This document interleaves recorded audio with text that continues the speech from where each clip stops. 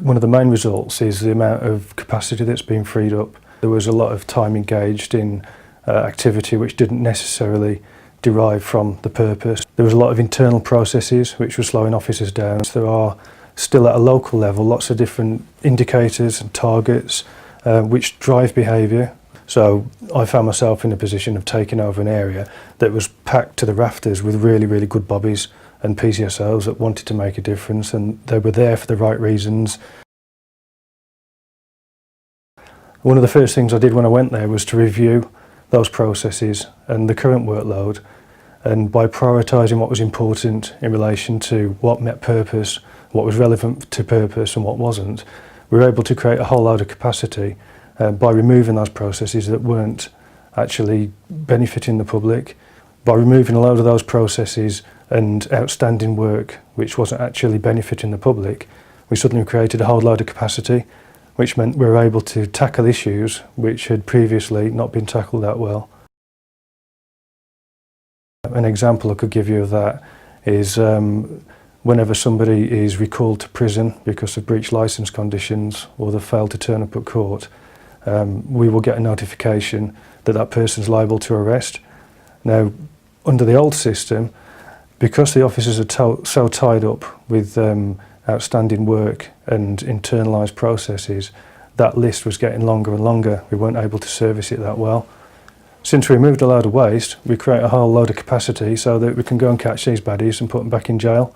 And radically, that tended to stop them from committing crime, which meant that we had less crime, which meant that the officers were having less demand to deal with, which meant that the crime rate got driven down, and it was a kind of virtuous circle that created more capacity. And then when we had more capacity, I created a proactive team that would target specific issues around the sector that had got a whole lot more flexibility than the geographical neighbourhood teams, so we were able to work across borders. And ever since that team started in February 2011, the serious crime on that sector has been substantially reduced, and that's been sustained, an actual step change in the level of serious crime on the sector. What I'm really keen on doing at Wolverhampton is ensuring that there's an intelligent interpretation of the data by using control charts and other devices, so that we're fully sighted on where the actual crime problems are, and we won't react if there isn't the evidence base to suggest that that's something that's appropriate to do. Sometimes it's better to concentrate and continue what you're doing and understand by looking at the data that what's happening in that area is between normal control limits, and it's just normal variation and not something to react against to change your plan of attack, which enables you to concentrate elsewhere on emerging threats that are supported by signals within the control chart, for example.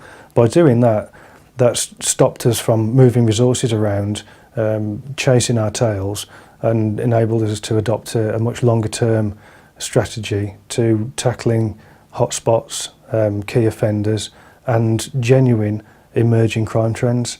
And the result of that is that the serious crime has significantly decreased on the area, and crime overall has also significantly decreased. Some think I'm mad, some think it's a good idea, and hopefully it will catch on. But the fact of the matter is that by trusting people at the front line to use a professional judgment, then it does work better, it delivers a better service, it drives costs down, it's more efficient, and people are happier doing the job as well.